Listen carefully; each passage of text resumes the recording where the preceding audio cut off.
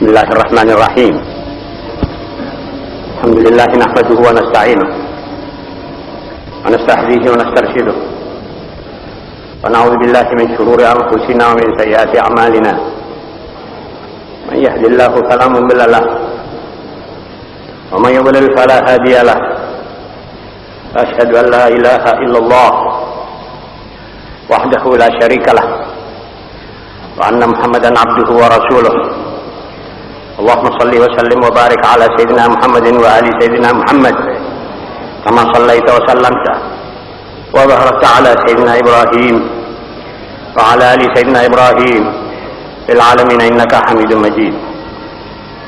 Amma ba'd, fa inna asdaqal hadithi kitabullah wa khairal hadi hadi sayyidina Muhammad sallallahu alaihi wa alihi wa sallam.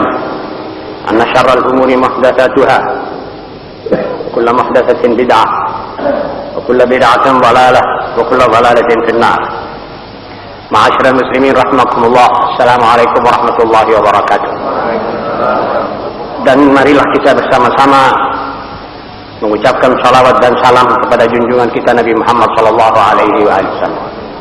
Allahumma salli ala nuril anwar wa sirril asrar tiryaqil aghyar مفتاح باب اليسار سيدنا محمد المختار وآله الأطهار وأصحابه الأخيار عدد نعم الله وإفضاله. Ma'asyiral muslimin, pada malam hari ini kita akan membaca beberapa hadis yang mempunyai arti yang penting yang harus kita ketahui bersama, justru yang menyangkut bidang takdir yang termasuk salah satu daripada rukun iman yang ke-6. Takdir tidak bisa kita tafsirkan menurut tafsiran kita, menurut logika kita, tapi kita ambil tafsirannya dari Rasulullah SAW yang juga beliau mendapatkan tafsirannya daripada Allah sendiri. Pertama, hadis yang berbunyi Rasulullah SAW bersabda, Inna rajula la yuhramu rizqa بالذنب يصيبه ولا يرجو القدر إلا الدعاء ولا يزيد في العمر إلا البر. Seseorang kadangkala ia mendapat kemacetan dalam rezekinya hanya karena dia mengerjakan dosa, dan tiada yang menolak takdir kecuali doa, dan tiada yang menambah dalam umur manusia kecuali perbuatan-perbuatan baiknya. Saudara-saudara, hadis ini tidak bisa kita ambil letterlek, tapi kita mesti tafsirkan bahwa yang dimaksud oleh Rasulullah SAW, manusia ini kadang-kadang rezekinya seret karena dia menjalankan maksiat. Artinya, seorang yang diberi oleh Allah kekuatan fisik atau kekuatan keuangan atau kekuatan pengetahuan dan sebagainya, kekuatan-kekuatan ini dipakai untuk maksiat. Fisik dipakai maksiat, minum, zina, duduk berjaga, begadang malam untuk main dan sebagainya. Duit dipakai untuk mengganggu sesama manusia. Maka orang ini rezekinya akan seret sebagai satu dengan balasan daripada Allah di dunia. Kalau orang yang kafir sih sudah tidak ada perhitungan. Kadang-kadang orang semakin kafir semakin banyak rezekinya. Tapi ini bagi si mukmin. Allah kadang-kadang mencewer di telinga seorang mukmin dengan menyerahkan rezekinya. Kalau dia sudah mulai seret, dia baru sadar. Bisa berkejutan. Malah ada sebagian yang mengatakan la ghina ma'azina. Bagi seorang muslim tidak mungkin dia kaya kalau dia berzina, membawa kemiskinan dan kemarahan. Kalau ada seseorang yang merasa begitu lalu keadaannya lain daripada yang dijanji, ketahuilah bahwa itu Allah Subhanahu wa taala melulu, dan dia harus lebih takut. Sebab mestinya begini, dia tidak terkena itu, masih belum. Hendaknya dia cepat-cepat sadar dan cepat-cepat bertobat. Wala yuruddul qadar illa du'a. Yang menolak takdir, dia takdir yang bermacam-macam takdir. Takdir ada yang tidak bisa dirubah. Kita tidak mempunyai daya sama sekali. Misalnya takdir Allah menciptakan seorang manusia tinggi, ada yang diciptakan seorang manusia putih, hitam, pendek. Itu manusia tidak berdaya sama sekali. Qul lan yusibana illa ma kataballahu lana. Tetapi kadang-kadang kita bisa merubah keadaan kita yang juga termasuk takdir dengan bermacam-macam perbuatan. Doa bisa merubah. Kalau takdir itu memang karena perbuatan kita, bukan karena asli daripada Tuhan Allah. Contohnya, suatu umat tidak mempunyai kepopuleran dalam berdagang di muka internasional. Satu orang tidak dapat kepercayaan. Waktu kita bahas, kita ketahui bahwa ini orang-orang tidak amanah. Itu orang yang tidak dapat kepercayaan karena dia pembohong. Dia bisa merubah keadaan bohongnya, dia bisa merubah keadaan tidak amanahnya menjadi amanah. Baru nanti Allah merubah takdirnya menjadi baik. Si A mendapat kepercayaan karena dia sudah merubah sikapnya yang tidak baik, yang membawakan takdir dia tidak mendapat kepercayaan, dirubah mendapat kepercayaan. Jelas kan saudara? Jangan keliru. Inilah firman Allah, innallaha la yughayyiru ma biqaumin hatta yughayyiru ma bi anfusihim. Ada ayat qul lan yusibana illa ma kataballahu lana. Ini kelihatannya berbeda, bertentangan, tapi sebenarnya tidak. Presiden Tunis Habib Bourguiba, seorang yang sekolahnya di barat, pergaulannya di barat, ilmunya datang, mengkritik Al-Quran tentang hal ini. Dia bilang, bagaimana katanya Quran tidak ada pertentangan? Lihat, ayat ini mengatakan, katakan ya Muhammad, kita tidak terkena apa-apa melainkan sudah dengan takdir Tuhan. Ayat lain mengatakan, katakan bahwa Allah tidak akan merubah sesuatu melainkan itu orang merubah dirinya. Ini bertentangan. Sebenarnya dia yang tidak mengerti ayat ini. Ya ini tadi yang saya katakan. Ada takdir pasti. Seorang kulitnya putih, dia bilang, ya Rabb, jadikan saya hitam. Tidak bisa. Rubah dia jadi hitam, tidak bisa. Itu sebabnya perempuan perempuan di barat atau orang-orang barat, supaya dia jadi hitam, dia mandi di laut di tengah panas, tidak jadi hitam, jadi seperti orang yang terbakar kena matahari. Orang yang hitam mau jadi putih, tidak bisa. Yang pendek menjadi tinggi, tidak bisa. Yang tinggi menjadi kerdil, juga tidak bisa. Ini yang dikatakan la yusibana illa ma kataballah.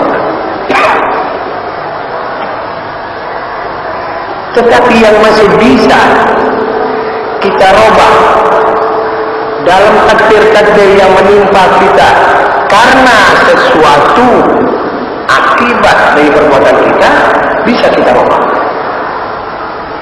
Doa bisa merubah, kelakuan bisa merubah. Kalau kita jujur, tadinya tidak jujur, sekarang jujur. Tadinya tidak bersatu, lalu hancur di lawan, dihancurkan lawan, lantas bersatu menjadi kuat, bisa. Inna Allah la yughayyiru ma biqaumin hatta yughayyiru ma bi anfusihim. Umat malas merubah sikapnya menjadi giat, lalu timbul yang masyarakat seperti masyarakat Jepang, bisa. Ini termasuk hukum-hukum yang masih bisa kita atur. Jadi takdir tadi bisa kita ubah. Jelas ya saudara? Wala yuridu bilahum illa al-birr. Yang bisa memanjangkan umur adalah perbuatan yang baik. Di sini para ulama mempunyai banyak tafsir. Apakah umur manusia ini bisa panjang? Lekat-lekat.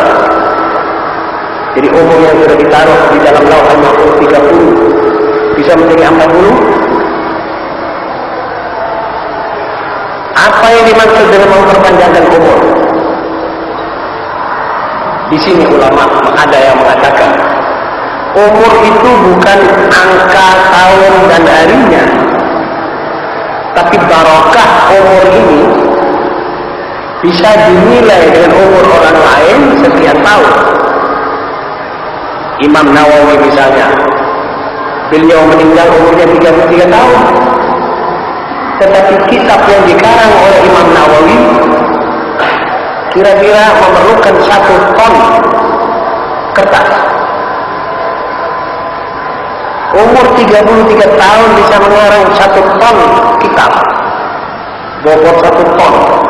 Ini orang umurnya barokah. Sebetulnya barokah ini ditafsirkan panjang hasil umur seseorang. Ada orang umur 65 tahun baru mengarang 30-40 halaman kertas saja. Itu 30 tahun. Perbandingan antara 33 tahun dengan 70 tahun, ini lebih panjang umurnya. Ada ulama yang menafsirkan panjang umur itu begitu. Dan amal bir, amal kebaikan memperpanjangkan umur. Artinya orang itu merasa umurnya panjang kalau dia berbuat baik. Sebab tidak seperti manusia yang kepanasan, seperti cacing kepanasan, gelisah. Toto belum toto sudah kepergok aja dan mati. Dalam keadaan dari kesenangan dari bioskop ke bioskop, ini orang umurnya pendek. Sebab tidak ada bir. Al-bir itu perbuatan baik. Tidak ada kebajikan yang dia jalani. Dia dalam keadaan sesat. Waktunya sempit. Akhirnya dia tidak berasa umurnya sudah habis. Ini namanya umur tidak panjang. Ada pula ulama yang menafsir umur manusia ini ada 2. Dengar baik-baik saudara-saudara ya. Tapi ini saudara mungkin tidak banyak baca dalam buku-buku. Umur manusia ini ada 2 menurut sebagian ulama.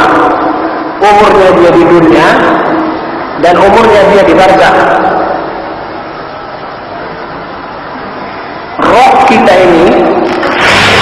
melintasi dua alam, alam jasmani di dunia ini sekian tahun panjangnya, habis dari sini roh ini dititipkan, jasad dititipkan bumi, rohnya melayang di alam barzakh.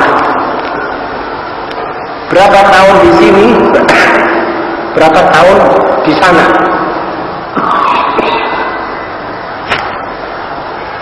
Kalau orang ini berbuat baik di dunia,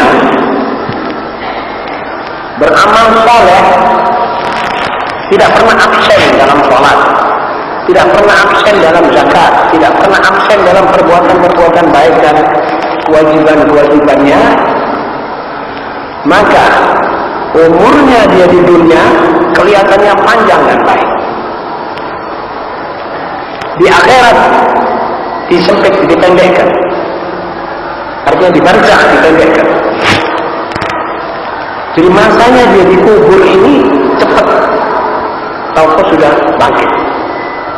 Dan di situ keadaan sempit, susah, tidak menikmati apa-apa. Jadi nikmatnya dia itu dikumpulkan di dunia dengan perbuatan yang baik. Tapi sebaliknya, orang yang seperti tadi saya gambarkan, dari meja judi ke meja judi yang lain, dari bioskop ke bioskop yang lain, dari maaf perempuan ke perempuan yang lain, orang ini umurnya di dunia pendek, tapi rohnya nanti di satu tempat, dipendekkan di satu tempat. Ini tergantung pada dua, amal dan doa.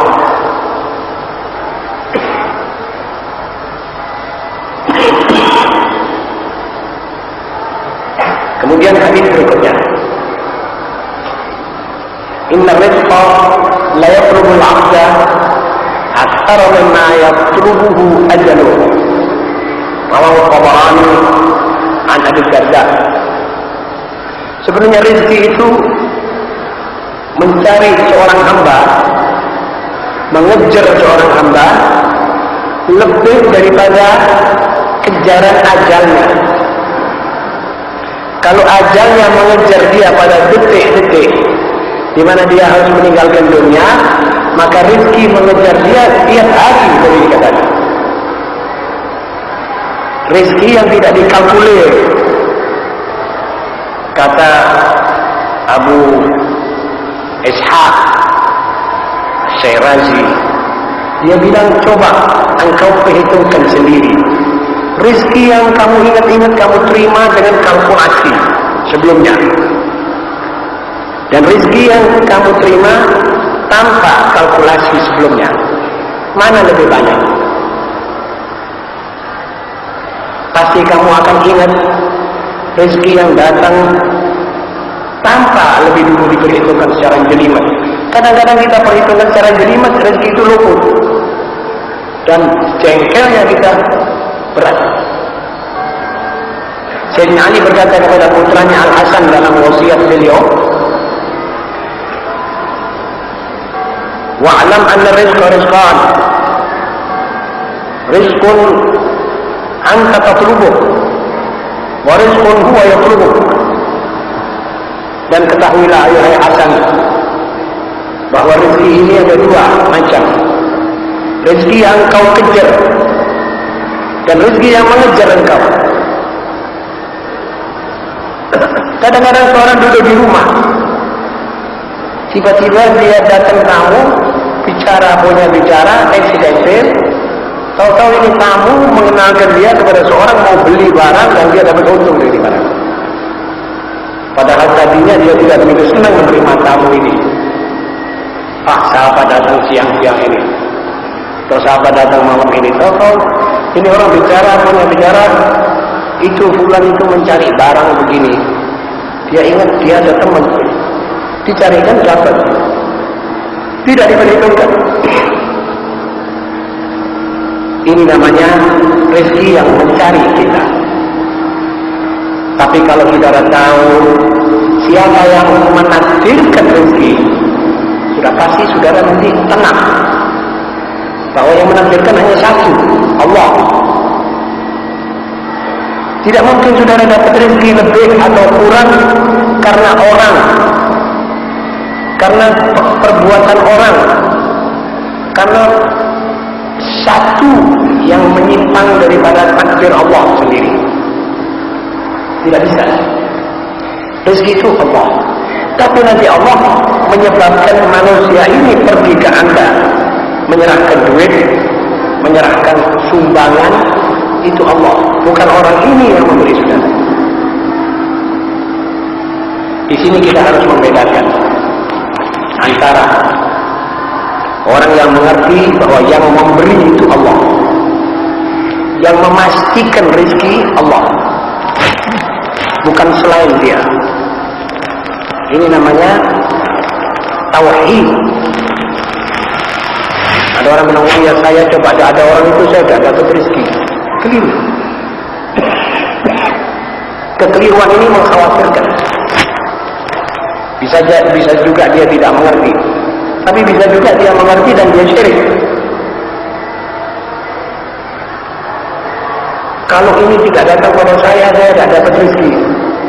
Padahal Allah yang gerakkan dia untuk datang kepada saudara dan dia bicarakan masalah sampai saudara dapat rezeki. Allah yang menggerakkan dia. Saudara-saudara, inna sa'adata kulla sa'adati tulul umri fi ta'atillah. Hadis diriwayatkan oleh Al-Khatib an Abdullah an Abi. Bahagianya orang yang paling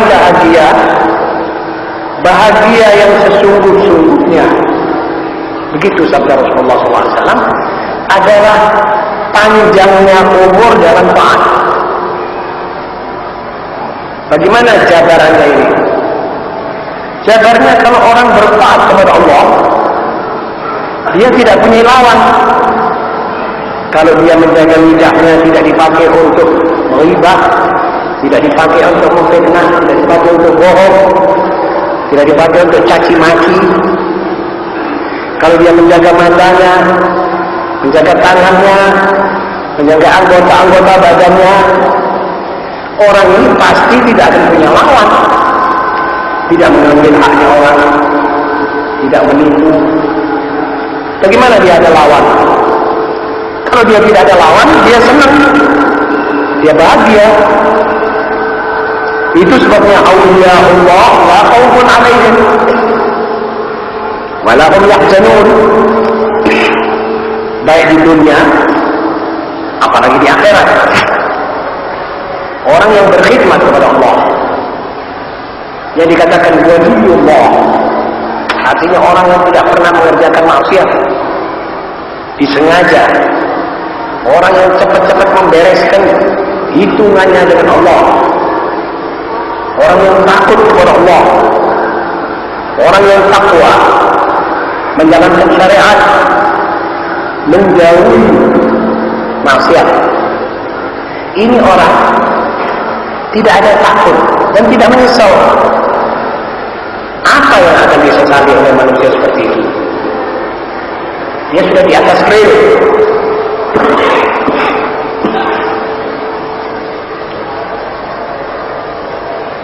Dia di atas rel. Dia tidak menyimpang. Dia tidak terselip. Lidahnya tidak selip, tangannya tidak selip. Orang ini yang dikatakan bahagia. As-sa'adatu, inna as-sa'adata kulla as-sa'adati huwa kulluhum fi ta'atillah. Hadis berikutnya, innal mayyita yuhdihi fi qabrihi ma yuhdihi fi baitihi. Seorang mayit akan merasa terganggu di dalam kuburnya seperti apa yang dia merasa terganggu di rumahnya. Jadi kalau seorang terganggu di rumahnya karena adanya sesuatu yang tidak menyenangkan, juga di kuburannya terganggu. Jadi kalau seorang ayah merasa terganggu hatinya kalau melihat anaknya keluar malam, kalau melihat anaknya perempuan tidak pakai kudung dan hijab, maka ayah itu juga kalau mati di kuburnya merasa terganggu dengan apa yang diperbuat oleh anak-anaknya di dunia, di rumahnya semula. Dan inilah arti hadis tadi. Jadi tidak salah orang yang mengatakan kamu berbuat dosa, kamu cekcok karena harta warisan, ini kamu mengganggu ayahmu di kuburan. Ini ada betulnya. Ini hadisnya, ini sandarannya. Kalau seorang mayit terganggu di kuburnya karena perbuatan-perbuatan yang mengganggunya di rumahnya, dari keluarganya, atau dari familinya, atau dari tetangganya dan sebagainya. Saudara-saudara, ini hadis perlu kita camkan. Jadi ada sangkut pautnya yang mati ini dengan yang hidup, atau dengan jelas ada sangkutnya yang hidup dengan yang mati. Di alam arwah bertemu. Mayit yang sudah dikubur cuma rohnya, tapi kita masih lengkap roh dengan jasad. Roh dengan jasad masih bisa beramal. Kalau roh saja sudah tidak bisa beramal. Jadi roh dan jasad masih bisa beramal. Beramal baik terhadap si mayit bisa, tapi mayit tidak bisa. In qata'a anhu amaluhu. Tapi apakah yang hidup in qata'a anhu amaluhu? Tidak. Yang hidup bisa bersedekah. Hasil sedekahnya diserahkan pada ayahnya di kubur. Saya niat sedekah untuk ayah saya. Saya niat pergi haji untuk menghajikan ayah saya, belum pergi. Ini bisa. Dan mayit itu girang dengan ini. Seperti kalau dia di rumah, kamu hadiahi uang, dia girang. Kalau ada anak dihadiahi oleh, kalau ada ayah dihadiahi oleh orang tua, oleh anaknya, duit. Ini Pak, ada uang saya. Ayahnya girang. Ini abah saya belikan abah rumah. Dia girang. Juga dikubur. Rohnya ayahnya akan girang dengan hadiah-hadiah. Bukan rumah, tapi amal. Atau kelakuannya dia sendiri diperbaiki. Jadi saya tahu ayah saya dikubur, ibu saya dikubur. Saya akan berbuat baik. Saya duduk bersama saudara-saudara, saya ngaji. Kedua manusia yang melahirkan saya, insya Allah girang dikubur karena saya duduk dengan saudara-saudara. Dan saudara pun yang mempunyai orang tua sudah wafat, orang tuanya akan girang saudara iktikaf di masjid mendengar 1-2 hadis dari Rasulullah SAW. Ini artinya mayit senang atau mayit diganggu di kuburnya oleh apa-apa yang biasanya mengganggu dia di rumah tangganya. Hadis berikutnya, innal mayyita la yu'adzabu bi bukai ahlihi 'alaihi. Kadang-kadang innal mayyit, itu mayit disiksa oleh Allah akibat tangisan sanak keluarganya terhadap dia. Tangisan yang luar daripada batas yang tertentu oleh syariat. Ada orang menangis, ini biasa.